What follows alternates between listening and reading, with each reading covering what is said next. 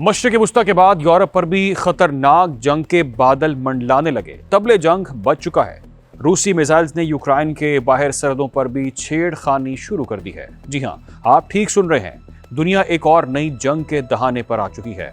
आवाज की रफ्तार से 6 गुना तेज ऐसे रूसी मिसाइल्स जो ना नजर आ रहे हैं और ना ही उन्हें काबू किया जा सकता है। इसको समझने के लिए सोचें कि रात को अचानक सायरन बजें, लेकिन उसी लम्हे मिसाइल आपके सर पर पहुंच चुका हो। ना भागने का वक्त, ना छुपने का वक्त, और बाज़ औक़ात सायरन और धमाका एक ही वक्त पर होता है। ये कोई फिल्मी मंजर नहीं है, ये आज के यूक्रेन की हकीकत है। रूस ने यूक्रेन के खिलाफ ऐसा मिसाइल वॉर छेड़ दिया है जिसका फिलहाल कोई तोड़ नजर नहीं आ रहा, क्योंकि यूक्रेन के पास इस वक्त दिफाई निज़ाम में इस्तेमाल होने वाले मिसाइल्स बचे ही नहीं हैं।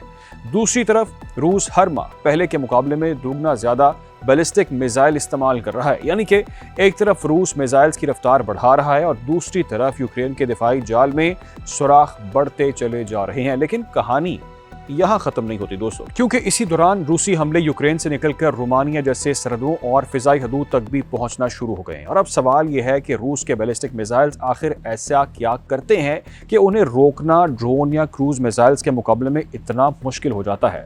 और सबसे बड़ा सवाल तो ये है कि अगर यूक्रेन को मजीद पैट्रियट मिसाइल ना मिले तो अगला हदफ कौन होगा। इस खतरनाक सूरत हाल पर ताज़ा तरीन अपडेट सामने आई हैं कि जो हम आपके साथ शेयर करने जा रहे हैं। नाज़रीन, गुज़िश्ता चंद माह में यूक्रेन ने रूस के अंदर दूर तक हमले किए, रूसी ऑयल रिफाइनरीज को टारगेट किया, रूस के फ्यूल स्टेशन पर लंबी कतारें लगीं और कमर्शियल लॉजिस्टिक मराकज तक आग पहुंच गई। यानी यूक्रेन ने रूस के जंगी और मौशी मशीनरी पर हमले किए। लेकिन रूस ने भी जवाब तलाश कर लिया, और वो जवाब था आसमान से ऐसी रफ्तार के साथ हमला जिसे रोकना यूक्रेन के लिए सबसे मुश्किल है। सिर्फ एक रात को ही यूक्रेनी दारुल हुकूमत के इलाके पर 2 दर्जन से ज्यादा बैलिस्टिक मिसाइल और एंटी शिप मिसाइल्स दागे गए। रिपोर्ट्स के मुताबिक तमाम मिसाइल यूक्रेनी दिफाई निज़ाम से निकल गए और 20 अगस्त को होने वाले एक और बड़े हमले में दर्जनों अफराद जहां भाग हो गए। रूस मुख्तलिफ किस्म के हथियार एक ही हमले में मिला रहा है। मसलन 30 जून की एक रात में रूस ने 4 antiship missiles, 9 ballistic missile, 61 cruise missiles और तकरीबन 300 हमला आवर ड्रोन इस्तेमाल किए। यानी कि आसमान पर एक साथ कई तरह के खतरात, और यही वो जगह है जहां यूक्रेन का दिफा मुश्किल में फंस चुका है।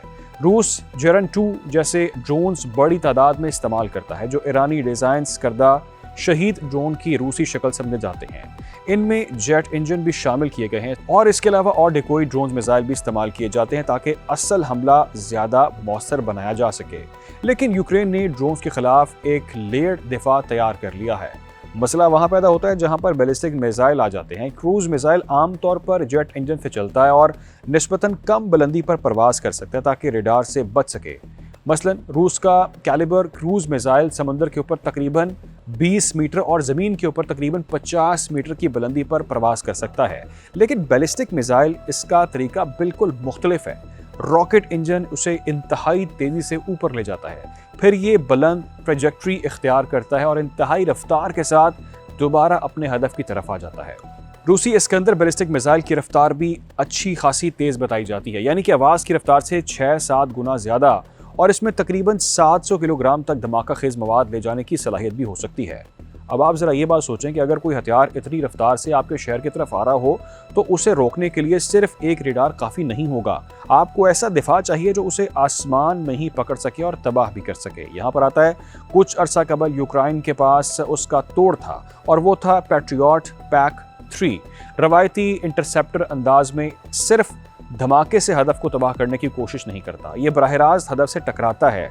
बुलेट हिटिंग अ बुलेट, एक मिसाइल दूसरे मिसाइल को आसमान में जाकर टकरा कर तबाह कर देता है, और यही वजह है कि पैट्रियट यूक्रेन के लिए इंतहाई कीमती है। लेकिन मसला यह है कि अब पैट्रियट लॉन्चर तो है लेकिन इंटरसेप्टर नहीं है। ज़ेलेंस्की के मुताबिक यूक्रेन के पास इस वक्त तकरीबन 10% वो इंटरसेप्टर्स हैं जिनकी उसे फौरी ज़रूरत है, और यही वो खला है जिससे रूस फ़ायदा उठा रहा है। 20 अगस्त की रात और सुबह यूक्रेन के दारुल हुकूमत कीव पर एक बड़े रूसी हमले में अस्पताल मुतासर होता है, स्कूल और प्री स्कूल को नुकसान पहुंचता है, रिहायशी इमारतें मुतासर हो जाती हैं, गोदामों और दीगर इंफ्रास्ट्रक्चर पर आग लग जाती है। कीव में कई घंटों तक एयर रेड अलर्ट जारी रहता है। और फिर इस हमले का एक और पहलू भी सामने आता है। जंग की गूंज यूक्रेन की सरहदों से बाहर नहीं सुनाई दी। رومانیہ نے کہا کہ ایک روسی ڈرون اس کی حدود میں گر کر تباہ ہوا ہے۔ بعد میں رومانیہ نے 2 F-16 طیارے بھیجے تاکہ ایک ایسے سمندری ڈرون کو تباہ کیا جا سکے جو دھماکہ خیز مواد لے کر اس کے آف شور نیچرل گیس پروجیکٹ کے قریب پہنچا تھا۔ ناظرین، یورپی کمیشن کی صدر نے اسے ہائبرڈ وارفیئر کی مثال قرار دیا ہے۔ ادھر ایک اور ملک کی صدر نے بھی کہا ہے کہ ان کے ملک کی فضائی حدود کی دوبارہ خلاف ورزی ہوئی اور ایک ڈرون ان کی سرزمین پر آ گرا۔ پولینڈ نے بھی روسی حملوں کے دوران اپنی فضائی حدود کے تحفظ کے لیے پریونٹیٹو ملٹری ایویشن آپریشنز شروع کر دیے ہیں۔ یعنی اب یہ جنگ یورپ میں پھیلتی دکھائی دے رہی ہے۔ یہ حملے صرف فوجی کارروائی نہیں ہے بلکہ ایک اسٹریٹجیکل سگنل بھی سمجھے جاتے ہیں۔ یعنی ماسکو یہ دکھانا چاہتا ہے کہ اگر کشیدگی بڑھی تو اس کے پاس ایسکلیشن کے مزید آپشنز موجود ہوں گے۔